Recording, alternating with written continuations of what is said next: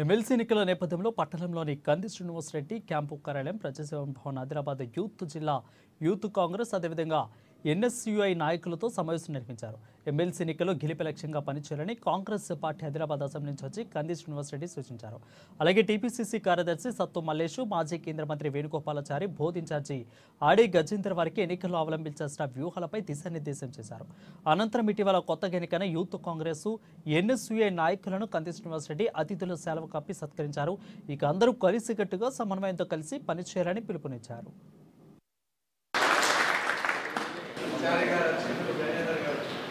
Youth Congress NSUI సభ్యులకి ఎప్పటి నుంచో సన్మానం చేద్దామని కూడా ఈరోజు సాధ్యమైంది. అది మీ అందరికీ కూడా చాలా సంతోషంగా ఉంది. మీరు కొత్త కార్యవర్గ సభ్యులు ఎన్నికైనందుకు కొత్త కార్యవర్గము, president, vice president, Adilabad assembly నియోజకవర్గం, బోత్ అసెంబ్లీ నియోజకవర్గం కార్యవర్గ సభ్యులు, జనరల్ సెక్రటరీలు, అసెంబ్లీ సెక్రటరీలు అందరికీ కూడా, అసెంబ్లీ ప్రెసిడెంట్లు అందరికీ కూడా పేరు పేరున ఒకసారి గట్టిగా వారందరికీ ఎన్నికైన వాళ్ళ గట్టిగా చెప్పడంలో కోరుతా ఉన్నాం.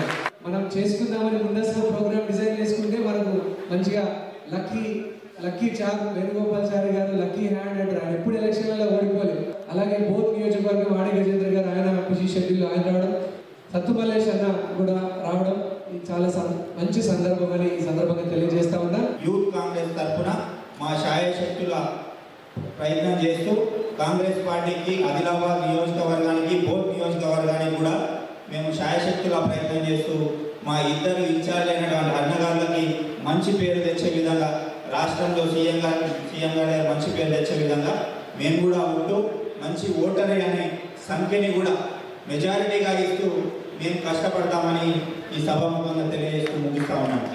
ప్రతి ఒక్క ఓటర్ని మనం కలిసి కాంగ్రెస్ పార్టీ ఓటు వేయాల్సిందిగా మనం కోరాలి. 100% గ్రాడ్యుయేట్స్ కానీ ఎంప్లాయీస్ కానీ ప్రతి ఒక్కరు కూడా కాంగ్రెస్ వైపు ఉన్నారు.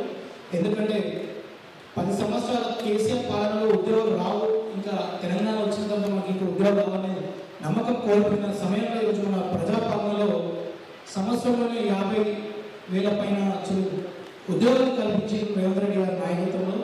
కాబట్టి వారికి పూర్తి విశ్వాసం, నమ్మకం మన ప్రభుత్వం మీద ఉంది. గ్రాడ్యుయేషన్కి ఈరోజు ఎమ్మెల్సీ ఎన్నికలు ఒక 4 రోజులే మనం పనిచేయడానికి సమయం ఉంది. 5వ రోజు శివరాత్రి కావున ఓటు అడగాలంటే నేను కానీ సీనన్న కానీ ప్రతి గ్రామానికి రాలేకపోతాం. కావున ఏ గ్రామంలో అయితే మన కార్యకర్తలు ఉన్నారో, మన యూత్ కాంగ్రెస్ లీడర్లు ఉన్నారో, మన ఎన్ఎస్యుఐ నాయకులు ఉన్నారో వారు వారి గ్రామాల్లో ఓట్లు అడిగితే చాలు. వాళ్ళకే తెలుసు కాంగ్రెస్ పార్టీకి ఓటు వేసేవాళ్ళు ఎవరనేది, బీజేపీకి ఓటు వేసేవాళ్ళు ఎవరనేది, మరి న్యూట్రల్గా ఉన్నవారు ఎవరనేది తెలుసు.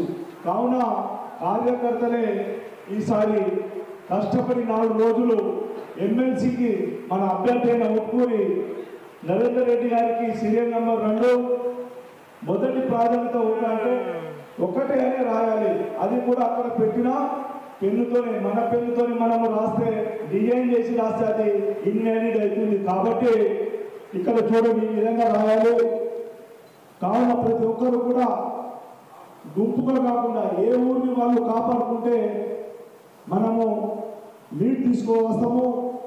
యూత్ కాంగ్రెస్ ముఖ్యంగా ఆదిలాబాద్ బోధ్కి సంబంధించిన నాయకులందరినీ కూడా ఈరోజు సన్మానించుకోవటం నిజంగా కూడా మరి శుభపరిణామం అని చెప్పి సందర్భంగా మనం చేస్తూ, మరి ఎమ్మెల్సీ ఎన్నికల్లో ఈరోజు మన అందరికీ ప్రతిష్టాత్మకం.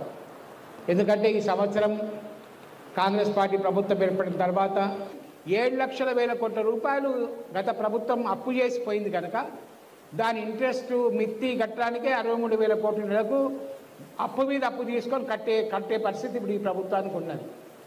కనుక మనం కూడా ఈరోజు మీ ఇంట్లో ఉన్న ఆదాయం ఎంత, వచ్చింది ఎంత, గతంలో ఉన్న అప్పు ఎంత, ఎట్లయితే ఇబ్బంది పడతామో ప్రభుత్వానికి కూడా మనకు వారసత్వంగా వచ్చిన అప్పునుగా మనం కట్టాలి. ఇప్పుడు కొత్త స్కీములకి పైసలు ఇవ్వాలి. కనుక కొన్ని స్కీములు ఆలస్యమైనప్పటికీ కూడా రాబోయే ఎమ్మెల్సీ ఎన్నికల్లో భాగంగా మన ప్రకటించినటువంటి అభ్యర్థి ఎవరైతే ఉన్నారో నరేందర్ రెడ్డి గారిని భారీ మెజారిటీతో గెలిపించుకోవాల్సినటువంటి అవసరం ఎంతైనా ఉంది. ఎందుకంటే ఇది కాగానే రాబోయే ఎలక్షన్స్ మనకి అవి కలిసిన